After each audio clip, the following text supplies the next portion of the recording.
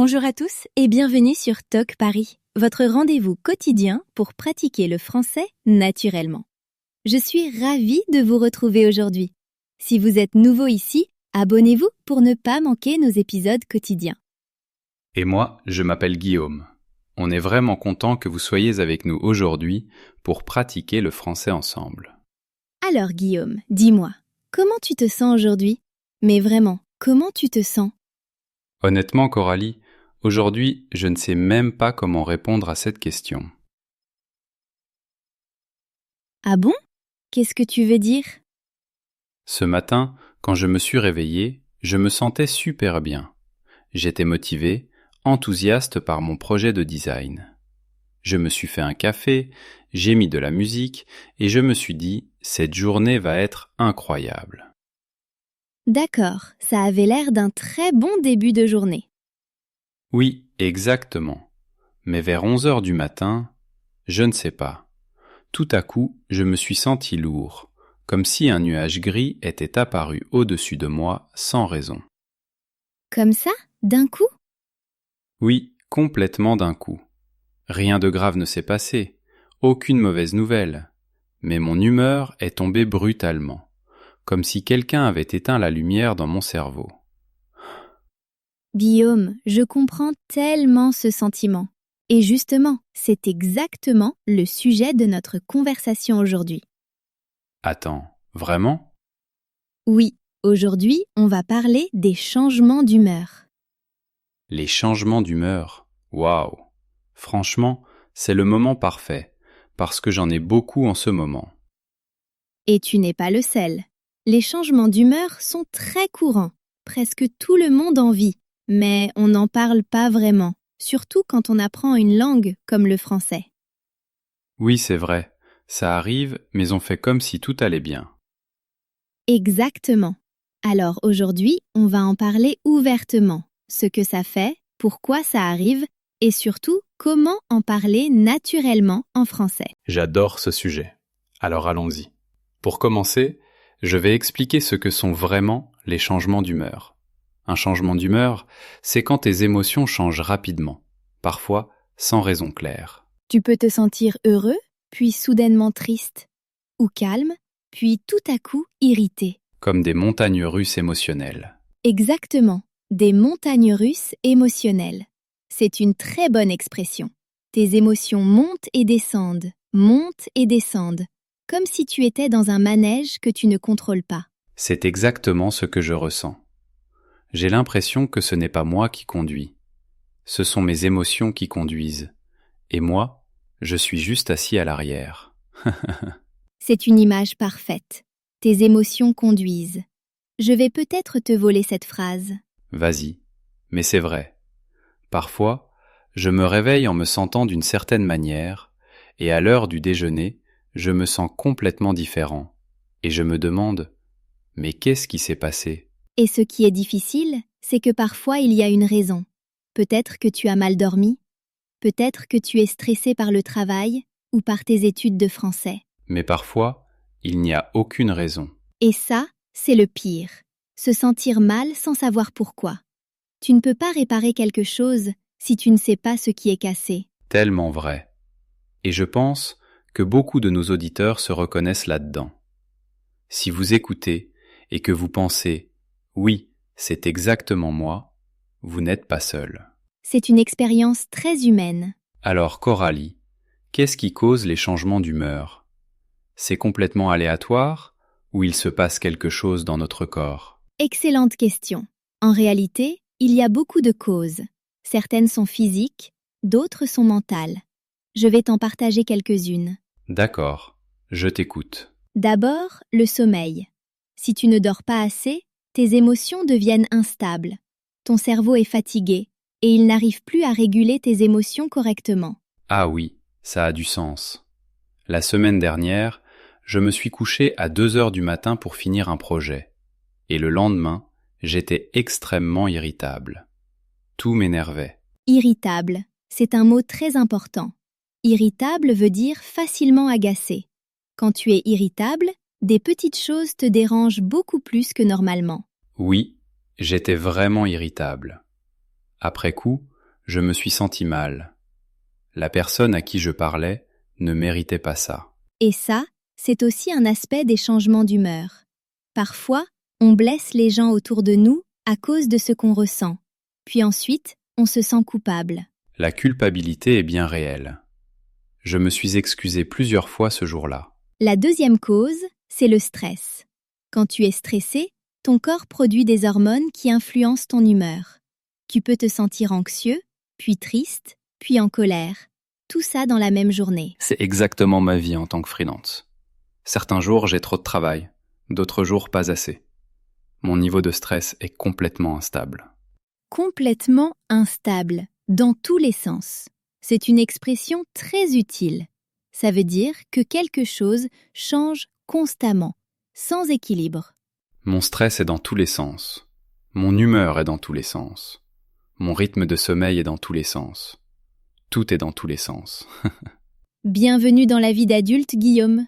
Sérieusement, être adulte, c'est difficile. Personne ne nous prévient de ça. La troisième cause concerne ce que tu manges et ce que tu bois. Quand tu sautes un repas, ton taux de sucre dans le sang baisse. Et ça peut te rendre fatigué, grincheux ou même un peu déprimé. Grincheux, comme un bébé qui a besoin de faire une sieste. Exactement. Grincheux veut dire de mauvaise humeur, facilement contrarié. Les bébés deviennent grincheux quand ils ont faim ou quand ils sont fatigués. Mais les adultes aussi. On le cache juste un peu mieux. Certains d'entre nous ne le cachent pas si bien. Quand j'ai faim, je deviens vraiment grincheux. Coralie appelle ça être affamé et énervé à la fois. Oui, exactement. Ton corps a besoin d'énergie. Et quand il n'en a pas assez, ton humeur en souffre. Moi aussi, je dois parfois me rappeler de manger. Parfois, je suis tellement concentrée sur mon travail ou sur la préparation de cours de français que j'oublie de déjeuner. Et vers 16 heures, je deviens une personne complètement différente. Une personne complètement différente. Ça, c'est une expression parfaite pour parler des changements d'humeur. Et le sport alors? Est-ce que ça influence aussi les changements d'humeur? Absolument. L'exercice libère des substances chimiques dans ton cerveau qui te font te sentir bien. Si tu ne bouges pas ton corps, ces substances ne sont pas libérées. Et ça peut te faire te sentir vide, sans motivation ou coincé dans une mauvaise humeur. Vide, j'aime bien ce mot. Quand je ne vais pas à la salle de sport pendant quelques jours, je me sens vide. Pas vraiment triste, juste sans énergie. Comme s'il n'y avait plus rien à l'intérieur. C'est une excellente description. Se sentir vide ou plat, ça veut dire ne ressentir ni haut ni bas, juste rien. Comme si ta batterie émotionnelle était à 5%. Ma batterie émotionnelle a besoin d'être rechargée. Je devrais aller courir. Tu devrais. Même une petite promenade peut t'aider. Quand je ne me sens pas très bien, je vais faire une longue balade avec biscuit. L'air frais, le mouvement, ça m'aide vraiment à retrouver un meilleur état d'esprit. Biscuit, c'est un peu ton chien thérapeute. Complètement. Il ne juge pas. Il marche juste à côté de moi et remue la queue. Bon, on a parlé des causes. Le sommeil, le stress, l'alimentation, le sport. Mais dis-moi, Guillaume, à quoi ressemblent vraiment les changements d'humeur? Comment on les décrit en français? Très bonne question. Laisse-moi te donner quelques expressions très utiles. D'abord, quand ton humeur change soudainement, tu peux dire « mon humeur a changé » ou « mon humeur est tombée ». D'accord. Mon humeur a changé, mon humeur est tombée. Tu peux aussi dire « je me sentais bien, puis tout à coup, je me suis senti triste ». Tout à coup veut dire soudainement, sans avertissement. Tout à coup, c'est exactement ce qui m'est arrivé ce matin. J'allais bien, puis tout à coup, je me suis senti mal. Tu peux aussi dire « je me sens un peu mal aujourd'hui ». Se sentir mal, ça veut dire se sentir triste, un peu bas moralement. Je me sens un peu mal aujourd'hui. C'est beaucoup plus naturel que dire quelque chose de trop compliqué. Exactement. En français, on aime la simplicité. Quand tes émotions montent et descendent plusieurs fois dans la journée, Tu peux dire « J'ai eu des hauts et des bas toute la journée » ou « Mes émotions étaient dans tous les sens » ou encore « J'ai vécu de vraies montagnes russes émotionnelles ». J'ai eu des hauts et des bas toute la journée. C'est simple, mais très efficace. Une autre expression très utile, c'est « Je n'arrive pas à me débarrasser de ce sentiment ». Ça veut dire que tu essaies d'aller mieux, mais que le malaise reste. Oh oui, je connais ça.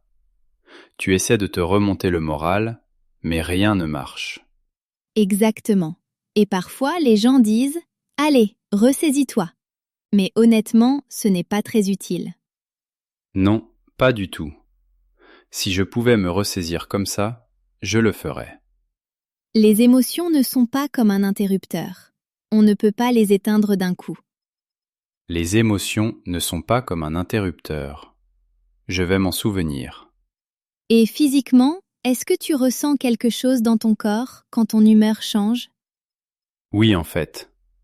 Quand je me sens soudainement mal, je le ressens dans la poitrine, comme quelque chose de lourd. Mes épaules se tendent et je me referme sur moi-même. C'est très important de le remarquer. Nos émotions vivent aussi dans notre corps. Tristesse, tension, ventre noué, le corps réagit. Et quand je suis anxieux, mon cœur bat plus vite. Mes mains deviennent moites. J'ai l'impression que mon corps comprend avant ma tête. Exactement. Le corps ressent souvent les émotions avant que l'esprit puisse les nommer. Alors, chers auditeurs, la prochaine fois que vous remarquez un changement d'humeur, faites une pause et écoutez votre corps. Où est-ce que vous le ressentez? Coralie, quand tu as un changement d'humeur, qu'est-ce que tu fais pour gérer ça? Honnêtement, j'ai appris à accepter que les changements d'humeur font partie de la vie. Je ne lutte plus contre eux. Je les observe. Tu les observes? Oui, je me dis, d'accord, Coralie, là tu es irritable. Ce n'est pas grave, ça va passer. Juste nommer l'émotion me donne déjà un peu plus de contrôle. C'est intéressant. Tu n'essaies pas toujours de réparer tout de suite? Pas toujours. Parfois je fais du yoga, j'appelle mon amie Maya ou je câline Biscuit. Et parfois, je laisse juste l'émotion être là, sans me juger. C'est très sain. Moi, je me mets beaucoup de pression pour être heureux tout le temps. Tu n'es pas cassé, Guillaume. Tu es humain. Les humains ont toutes sortes d'émotions. C'est normal. Oui, je dois me le rappeler. C'est normal de ne pas aller bien parfois. Exactement. C'est normal de ne pas aller bien. Alors Coralie, qu'est-ce qu'il ne faut surtout pas dire quand quelqu'un traverse un changement d'humeur? Très bonne question. Il ne faut pas dire « Allez, sois positif » ou « Arrête d'être négatif ». Ça n'aide pas du tout. Oui, bien sûr. Tu as essayé d'être heureux? Merci, problème réglé. Exactement. Et il ne faut pas non plus le prendre personnellement. Si ton ami ou ton partenaire a un changement d'humeur, ce n'est probablement pas à cause de toi. C'est un très bon rappel. Parfois, quand Lily est silencieuse, je me demande si j'ai fait quelque chose de mal. Alors que souvent, elle est juste fatiguée ou stressée par le travail. Le mieux, c'est de donner de l'espace, de demander si la personne veut parler. Et si elle ne veut pas, juste être là. Parfois, la présence suffit. La présence suffit. J'aime beaucoup cette idée. Guillaume, j'aimerais partager quelque chose de personnel. Bien sûr, je t'écoute. Il y a quelques mois, j'avais des changements d'humeur très forts. Chaque journée était imprévisible. Le matin, j'étais pleine d'énergie pour enseigner le français. Et l'après-midi, je voulais juste rentrer chez moi et me cacher sous une couverture. Vraiment? Tu as toujours l'air tellement organisée et calme. Merci, mais non. Je suis humaine moi aussi. J'avais beaucoup de stress au travail, des soucis familiaux, et je dormais très mal. Tout s'est accumulé. Et qu'est-ce que tu as fait? J'ai commencé à tenir un journal d'humeur. Chaque jour, j'écrivais comment je me sentais le matin, l'après-midi et le soir. Juste une ou deux phrases. Et tu as remarqué des choses? Oui, des schémas. Par exemple, mon humeur était toujours plus mauvaise le dimanche. L'angoisse du lundi. Et quand je sautais le yoga du matin, j'étais plus anxieuse plus tard. Donc tu as identifié les déclencheurs. Exactement. Un déclencheur, c'est quelque chose qui provoque une réaction émotionnelle. Une fois que je les ai compris, j'ai pu agir. Pour moi, le manque de sommeil est un gros déclencheur. Et trop de café aussi. J'adore le café, mais après 2 tasses, je deviens nerveux.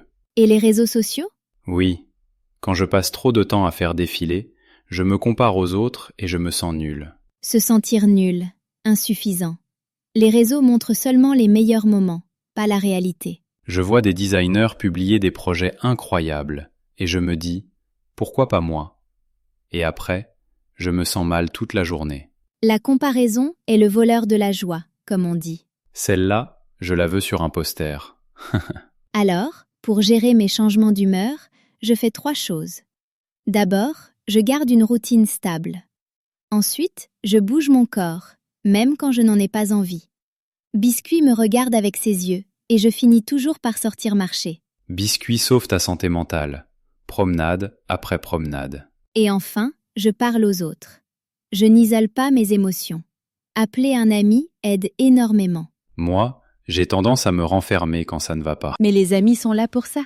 Dire simplement « je passe une mauvaise journée » peut déjà soulager.